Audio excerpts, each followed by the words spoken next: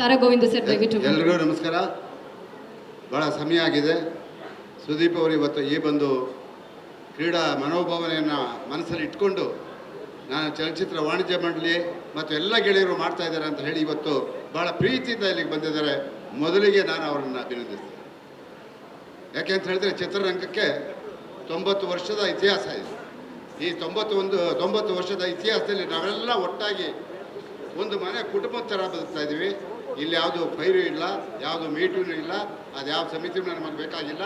ನಾವೆಲ್ಲ ನೋಡಿ ಎಷ್ಟು ಪ್ರೀತಿಯಿಂದ ಎಲ್ಲ ಭಾಗವಹಿಸಿದ್ದಾರೆ. ಒಂದು ಚಪ್ಪಾಳೆ ಹೊಡೀರಿ, ಎಷ್ಟು ಪ್ರೀತಿಯಿಂದ ಭಾಗವಹಿಸಿದ್ದಾರೆ. ಇದಕ್ಕೆ ಕಳಂಕ ತರುವಂಥದ್ದನ್ನು ಮಾಡಬಾರ್ದು. ಇವತ್ತೇನು ಸ್ಯಾಂಡಲ್ವುಡ್ ಕ್ರೀಡಾ ಸಂಸ್ಥೆ ಇವತ್ತು ಒಂದು ಕಾರ್ಯಕ್ರಮವನ್ನು ಮಾಡಿದ್ದಾರೆ.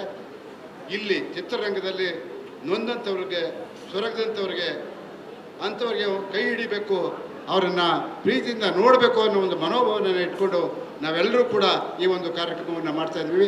ಇದು ಪ್ರಾರಂಭ. ಮುಂದಿನ